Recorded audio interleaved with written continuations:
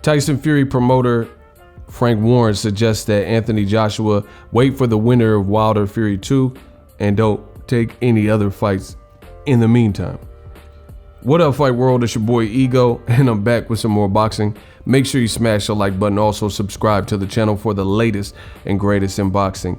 If you want to become part of the gang notification gang, please hit the bell icon. Shout out to the super chats, channel donations, and Venmo donations, and the Patreon family. We working. Shout out to everybody.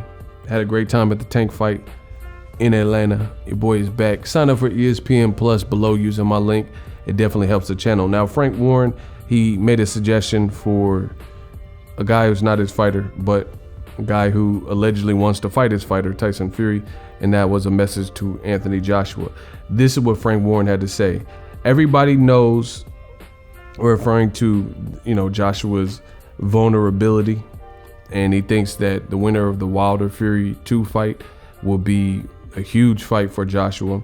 He says everybody knows, and it showed 100% in New York, if AJ gets clipped on the chin, he'll go. His tactics were spot on in his last fight 100%, but he fought a guy who came in 15 or 16 pounds heavier than when he fought him the first time in June. And he admits he never trained by his own admission. If I was Anthony Joshua, I wouldn't fight again until we know the winner of this fight, and then them make that fight.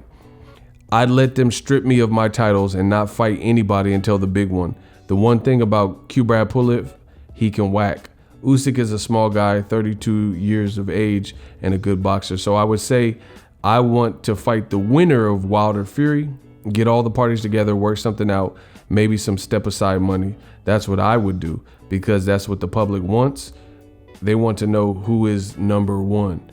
The number 3 and number 4 fought in Saudi. The number 1 and number 2 are now fighting February 22nd. And I think that's actually a good game plan, because the only way I would be against this is if Joshua was trying to fight and then, Wilder Fury 2 is happening the second month of the year. That's my point. So it's happening at the really real soon.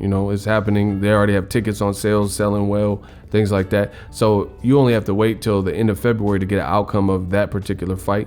And Joshua didn't plan on coming back before that anyway. So if Joshua was planning on coming back he just fought in December. So if he's planning on coming back in May, you can wait to see who the winner is. And it is the fight that the public is demanding since Joshua got his belts back. Really, the winner wanted to see whoever got those belts fight the winner of Wilder Fury. Wilder Fury, without a shadow of a doubt, even though Joshua has more quantity-wise belts, the winner of the fight February 22nd, Wilder Fury, is really the number 1 heavyweight. And I think the world knows that. Yes, props to Joshua, he got his belt back and those types of things. But he also has a loss, which is something that Tyson Fury and Wilder don't have, and the winner of that fight won't have. The winner of the fight will have a victory against a quality name. Some people say Tyson Fury's a lineal champion, and then Wilder, obviously the WBC champion, very coveted belt. Neither one of them have lost to this point, and the winner of that fight will go on without another blemish on their record.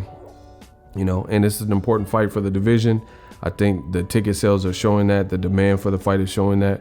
And I think that's a sound plan from Frank Warren. But we know Eddie Hearn and Anthony Joshua, their tactics, the clout chase. They're going to mention, we want the winner. We want to fight Fury. It's an easy fight. Wilder don't want to fight us. Blah, blah, blah. And then more than likely, I just feel like Eddie Hearn, he realizes that Joshua came close to being forgotten about, really, because if he would have lost to Andy Ruiz a second time, that would have been murder, she wrote. But luckily, it all played out and worked out in their favor. Joshua trained hard, manipulated his weight, and Andy Ruiz didn't. He came from behind, came from the bottom, and he thought that was more important than training hard. So he was just like, F it. So as a result, we've seen the outcome, and I don't think Joshua, he got his belts back, but he did kind of the minimum. He just did enough to win. It wasn't scintillating fight, anything like that. So I don't think his stock rose. You know, if anything, people just like, okay, he got his belts back. But it wasn't that type of performance where he, you know, really impressed or anything like that. The most impressive thing was the fact that how bad he looked in the first fight and making the adjustments to not look that bad again, which was to not engage and to always be on the move and use the large ring size and just try to box him. So it didn't really do much in terms of put things to rest about Joshua's confidence, him taking heavy shots, him on the inside fight game, you know what I'm saying? Those types of things that people question after June 1st. So I agree. I like Frank Warren's approach. I think that would be a good look for the winner to just go in there and Wilder Fury winner fight the winner of Joshua. But I think it's more of a pipe dream because I don't think coming that close to losing your stay in the heavyweight division with your staple fighter and then having to take a huge risk and try to get it back with Ruiz, I really don't see Eddie Hearn and Joshua electing to fight the winner of Wilder Fury, especially if it's Deontay Wilder with that type of punching power, especially if he knocks out Fury or looks good in the fight. I don't see them going to make that fight for Joshua. So they'll probably play it safe, fight Kubrat Pulev, who has, you know, that might not be an easy fight as people think on paper with the time. It would have been better if Joshua would have fought him when his confidence was at his peak, you know, when they were scheduled to fight the first time, but Pulev pulled out. The jury and the jury's still out, you know, regarding Joshua if he's the same fighter and these types of things, because Andy Ruiz, based on the condition he turned up, he wasn't able to show much. He didn't put Joshua in really any predicament, so we don't know how Joshua is going to respond or take a shot and things like that until he gets in there with another heavy-handed fighter that we feel is at the level. Let me know what you guys think of Frank Warren's assessment and my breakdown. If you love what I'm doing, smash the like button as always.